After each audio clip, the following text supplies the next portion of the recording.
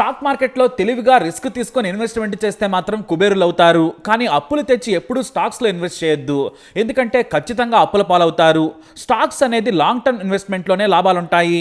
నేను తెలివైన వాడిని, నేను ఇన్వెస్ట్ చేయగలను అనుకుంటే మాత్రం గుండు కొట్టుకొని ఇంట్లో అప్పుల పాలై కూర్చుంటారు. ఇది నిప్పుతో నేషనల్ గేమ్ ఆడినట్టే. కానీ ఈ గేమ్లో కూడా గోల్డ్ పథకాలు కాదు, దాని అమ్మమ్మ మెడల్స్ వచ్చే స్టాక్స్ ఉంటాయి. అలాంటి అమ్మ మొగుడు స్టాకే ఎల్సిడ్ ఇన్వెస్ట్మెంట్స్. ఇదేంటి ఎప్పుడు వినలేదు? జియో కంటే టాటాల కంటే ఎంఆర్ఎఫ్ కంటే తాత అంటే కాదు, ఆ తాతకే మొగుడు. మీరు తెలివిగా అక్టోబర్ 28న 35,000 పెట్టి 10,000 షేర్లు కొన్నట్టయితే అక్టోబర్ 29న మీ ఆస్తి 250 కోట్లు. అదేంటనుకుంటున్నారా? అవును మరి. అక్టోబర్ 28న ఎల్సిడ్ స్టాక్ రేటు ₹3.05. మరుసటి రోజు కళ్ళు చెదిరేలా ఒకేసారి ₹3 నుంచి ఒక్కో షేర్ ధర 2,36,000కి ఎగబాకింది. అది కూడా సింగిల్ డేలో. ఏంటి కళ్ళు చెదురుతున్నాయి కదా? దీనమ్మ జీవితం ₹3,000 ఈ స్టాక్ పై పెట్టినా కూడా కనీసం 2.5 కోట్లు వచ్చేవి. అదే మ్యాజిక్ అంటే. అసలు దీని పేరు కూడా మీరు విని ఉండరు. ఇదొక స్టాక్ ఉందని కూడా మీకు తెలిసి ఉండకపోవచ్చు. దీని షేర్ అమ్మేవాడు బోతద్దం పెట్టినా దొరకడు.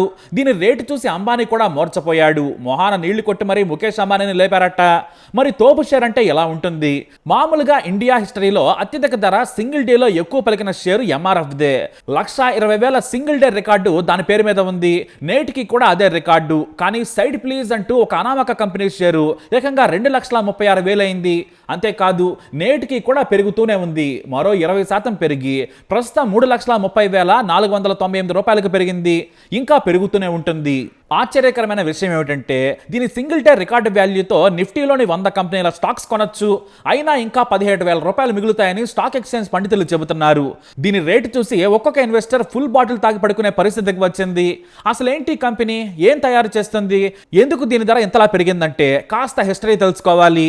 ఎల్సిడ్ ఇన్వెస్ట్మెంట్ లిమిటెడ్ అనేది ఆర్బీఐ దగ్గర రిజిస్టర్ అయిన నాన్ బ్యాంకింగ్ సంస్థ. ఇది కేవలం షేర్లను కొంటుంది, మ్యూచువల్ ఫండ్స్ లో పెట్టుబడి పెడుతుంది, ఇతర చిన్న చిన్న వ్యాపారాలు చేస్తుంది. దీని కింద మరో 2 కంపెనీలు ఉన్నాయి. అదే Murahar investments and trading company limited, Suptaswar investment and trading company. ఇది కేవలం వేరే కంపెనీల షేర్లను కొంటూ మ్యూచువల్ ఫండ్స్ లో పెట్టుబడులు పెడుతూ తన కంపెనీని స్టాక్ మార్కెట్ లో రిజిస్టర్ చేసింది. తన స్టాక్స్ వాల్యూస్ ని కూడా అలానే కొన్నాళ్లు ఉంచుతూ వచ్చింది.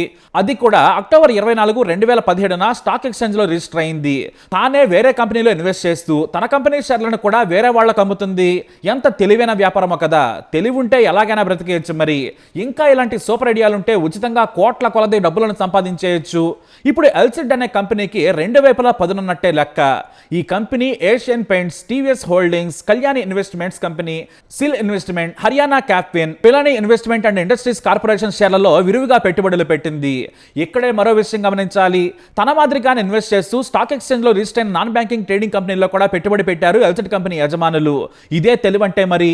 అయితే ఈ కంపెనీలో ప్రమోటర్స్కే 70% షేర్లు ఉన్నాయి, పబ్లిక్ 25% షేర్లు మాత్రమే ఉన్నాయి. వాళ్ళంతా కూడా కొని పక్కకు పెట్టుకున్నారు. ఎందుకంటే కేవలం ₹2-3తో షేర్లు కొన్నారు కాబట్టి. గత కొన్నాళ్లుగా ఈ కంపెనీ షేర్ స్టేబుల్ గా ఉంది. ఇక షేర్ హోల్డర్స్ కూడా తెలివిగా ఎవరైనా వదిలించుకుంటే వాటిని కొన్నారు. కాకపోతే చాలా మంది పట్టించుకోలేదు, హేమాహేమీలు కూడా వదిలేశారు. కానీ అతి కొద్ది మంది బ్రెయిన్ ఉన్న ట్రేడర్స్ ఈ ఎల్సిడ్ షేర్లను కొన్నారు. 2021 నాటికి 281 మంది ఉండగా ఇప్పుడు 328 మంది ఇన్వెస్టర్లు ఉన్నారు అంతే. అయితే సడన్ గా మరీ ₹3 షేర్ కాస్త ఇప్పుడు ఏకంగా 3,30,000 ఎలా చేరిందని అనుమానం రావచ్చు. ఇక్కడే సెబీ తీసుకున్న నిర్ణయం కలిసి వచ్చింది. ఎందుకంటే కొన్ని కంపెనీల బుక్ వాల్యూ ఎక్కువ ఉండి షేర్ వాల్యూ తక్కువగా ఉంది. అందులో ఈ ఎల్సిడ్ కూడా ఒకటి. మామూలుగా పాపులర్ షేర్లైన ఎంఆర్ఎఫ్, టాటా, జియో, ఇతర బ్యాంకింగ్ షేర్ల బుక్ వాల్యూ తక్కువగా ఉంటుంది, షేర్ వాల్యూ ఎక్కువగా ఉంటుంది. బుక్ వాల్యూ అంటే కంపెనీ విలువ, అది కూడా అప్పులు, ఇతర అప్లికేషన్స్ తీసేయగా. మామూలుగా స్టాక్ మార్కెట్లో కంపెనీల విలువ కంటే స్టాక్ విలువ ఎక్కువగా ఉంటుంది. కానీ ఈ ఎల్సిడ్తో పాటు మరికొన్ని రిజిస్టర్ కంపెనీల యొక్క స్టాక్ వాల్యూ చాలా తక్కువగా ఉంది, బుక్ వాల్యూ కొన్ని వేల రెట్లు ఎక్కువగా ఉంది. మరి ఇలా ఒకే మార్కెట్లో ఎలా ఉంటే ఎలా? వాటి విలువ పెరగాలి కదా అని సెబీ ఓ నిర్ణయం తీసుకుంది. ఒక కొత్త మెకానిజం తీసుకొచ్చింది. ఇన్వెస్ట్మెంట్ కంపెనీస్తో పాటు ఇన్వెస్ట్మెంట్ హోల్డింగ్ కంపెనీల విలువను పెంచాలని ఒక సర్క్యులర్ జారీ చేసింది. బుక్ వాల్యూకి దగ్గరగా ఉండేలా ఈ కంపెనీల విలువను సరిచేసింది. దానికి మొత్తం కంపెనీ ఈక్విటీ ఎన్ని షేర్లు ఉన్నాయో వాటితో డిసైడ్ చేసింది.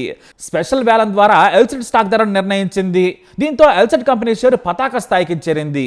₹3 నుంచి సింగిల్ డేలో 3 లక్షలు దాటేసింది. ఇలా అన్నీ పెరిగితే ప్రతి పేదవాడు కూడా కష్టపడి స్టాక్స్ లో ఇన్వెస్ట్ చేస్తాడు. కానీ ఇతర షేర్ హోల్డింగ్, షేర్ ఇన్వెస్ట్మెంట్ కంపెనీల షేర్ వాల్యూ పెరగకుండా కేవలం ఎల్సిడ్దే పెరగడానికి కారణం ఉంది. ఈ ఎల్సిడ్ కంపెనీ ఏషియన్ పెయింట్స్ షేర్లను 4.2% కలిగి ఉంది. దీని విలువే దాదాపుగా 12,000 కోట్లకు పైగా ఉంటుంది. ఇవి కాకుండా ఇతర కంపెనీల విలువ మరో 7,000 కోట్లు ఉంటుంది. అయినా కూడా ఈ కంపెనీ టోటల్ వాల్యూ కేవలం 6,000 కోట్లు మాత్రమే. అందుకే బుక్ వాల్యూ కంటే కూడా షేర్ వాల్యూ తక్కువగా ఉంది. ఈ కారణంగానే షేర్ హోల్డర్స్ అమ్మడం లేదు. ఎందుకంటే స్టాక్ మార్కెట్ రూల్ ప్రకారం బుక్ వాల్యూ కంటే, అంటే కంపెనీ విలువ కంటే కొన్ని రెట్లు స్టాక్ విలువ ఉంటుంది. కాబట్టి ఇంకా బుక్ వాల్యూకి చేరాలంటే 6 లక్షలకు చేరాలి. దీంతో ఇక ఎల్సిడ్ లో ఇన్వెస్ట్ చేసిన వారికి పండగే. ఇప్పుడు ఇందులో ఇన్వెస్ట్ చేసిన వాళ్ళంతా కూడా కోటాను కోటీశ్వరులు అయ్యారు. ఇంకో విషయం తెలిస్తే మీరు షాక్ అవుతారు. ఈ కంపెనీకి ఉన్నదే చిన్న ఆఫీసు. ఎండీ కాకుండా పర్మనెంట్ ఎంప్లాయీస్ 3 కానీ ఏకంగా 6,000 కోట్ల విలువైన కంపెనీ నడుపుతున్నారు. వీరి దగ్గర 20,000 కోట్ల విలువైన షేర్స్ ఉన్నాయి. వారి దగ్గర ఉన్న షేర్స్ కారణంగానే ఈ కంపెనీ విలువ పెరుగుతుంది. అయితే ఈ షేర్ కొన్న వారికి భవిష్యత్ అంతా బంగారమేనా అంటే కష్టమే. ఈ కంపెనీ విలువ కేవలం ఏషియన్ పెయింట్స్ షేర్ కారణంగానే పెరిగింది. భవిష్యత్తులో ఆ షేర్ విలువ పడిపోతే ఇది కూడా పడిపోతుందని చెబుతున్నారు. కానీ ₹3 పెట్టుకున్న వాడికి ఎంత నష్టపోయినా లాభమే కదా. ఆ లెక్కన చూస్తే ఎల్సిడ్ ఇండియాలోనే రికార్డు క్రియేట్ చేసింది. మార్కెట్లో బజ్వర్డ్ ఏదైనా ఉందంటే అది ఎల్సిడ్ మాత్రమే. ఇన్వెస్టర్లు, బ్రోకర్లంతా మాకు ఇలా అదృష్టం కలిసి వస్తే బాగుండనుకుంటున్నారు. ఎందుకంటే ఇలా రికార్డు ధర పలికిన కంపెనీలు కొన్నే ఉన్నాయి. ఎంఆర్ఎఫ్ రికార్డు మొన్నటి వరకు ఉండేది.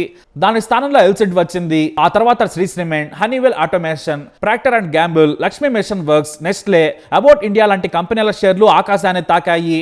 కానీ సింగిల్ డేలో వాటిని తలదన్ని ఎల్సిడ్ కంపెనీ షేరు గెలాక్సీలోకి దూసుకెళ్ళింది. మన దేశంలో ఇదే అత్యంత ఖరీదైన షేరు. ఇక అదే ప్రపంచంలో అత్యంత ఖరీదైన షేర్ ఏంటో తెలుసా? బెర్క్షైర్ హ్యాత్వే. ఇది కూడా ఇన్వెస్ట్మెంట్ కంపెనీనే. వారన్ బఫెట్ నడుపుతున్నాడు. దీని ఒక్కో షేరు విలువ మన కరెన్సీలో 5,60,00,000. దీన్ని బట్టి మనం ఒకటి అర్థం చేసుకోవచ్చు, మనకు తెలియకుంటే వేరే వాళ్ళను ఫాలో కావడమే. ఇన్వెస్ట్మెంట్ కంపెనీలో పెట్టుబడులు పెడితే లాంగ్ టర్మ్ లో లాభాలు ఉండొచ్చు. కానీ Sadar investment and share holding company ఎక్కడెక్కడ ఇన్వెస్ట్ చేస్తుందో తెలుసుకోవాలి. ఒక 10,000 షేర్లు కొని పక్కన పడేసి 10 ఏళ్ల తర్వాత చూసుకోండి, లక్కు మారితే జీవితం ఎక్కడో ఉంటుంది. స్టాక్ మార్కెట్లో ఉన్న కిక్ అదే. కానీ ఈ రోజు లాభాలు రావాలనుకునేవాడే మునిగిపోతూ ఉంటాడు. ఇన్వెస్టర్లు, బ్రోకర్లంతా మాకు ఇలా అదృష్టం కలిసి వస్తే బాగుండనుకుంటున్నారు. ఎందుకంటే ఇలా రికార్డు ధర పలికిన కంపెనీలు కొన్నే ఉన్నాయి. ఎంఆర్ఎఫ్ రికార్డు మొన్నటి వరకు ఉండేది. దాని స్థానంలో ఎల్సిడ్ వచ్చింది. ఆ తర్వాత Shree cement, Honeywell automation, Procter and Gamble, Lakshmi machine works, Nestle, Abbott India లాంటి కంపెనీల షేర్లు ఆకాశాన్ని తాకాయి. కానీ సింగిల్ డేలో వాటిని తలదన్ని ఎల్సిడ్ కంపెనీ షేరు గెలాక్సీలోకి దూసుకెళ్ళింది. మన దేశంలో ఇదే అత్యంత ఖరీదైన షేరు. ఇక అదే ప్రపంచంలో అత్యంత ఖరీదైన షేర్ ఏంటో తెలుసా? బెర్క్షైర్ హ్యాత్వే. ఇది కూడా ఇన్వెస్ట్మెంట్ కంపెనీనే. వారన్ బఫెట్ నడుపుతున్నాడు. దీని ఒక్కో షేరు విలువ మన కరెన్సీలో 5,60,00,000. దీన్ని బట్టి మనం ఒకటి అర్థం చేసుకోవచ్చు, మనకు తెలియకుంటే వేరే వాళ్ళను ఫాలో కావడమే. ఇన్వెస్ట్మెంట్ కంపెనీలో పెట్టుబడులు పెడితే లాంగ్ టర్మ్ లో లాభాలు ఉండొచ్చు. కానీ Sadar investment and share holding company ఎక్కడెక్కడ ఇన్వెస్ట్ చేస్తుందో తెలుసుకోవాలి. ఒక 10,000 షేర్లు కొని పక్కన పడేసి 10 ఏళ్ల తర్వాత చూసుకోండి, లక్కు మారితే జీవితం ఎక్కడో ఉంటుంది. స్టాక్ మార్కెట్లో ఉన్న కిక్ అదే. కానీ ఈ రోజు లాభాలు రావాలనుకునేవాడే మునిగిపోతూ ఉంటాడు.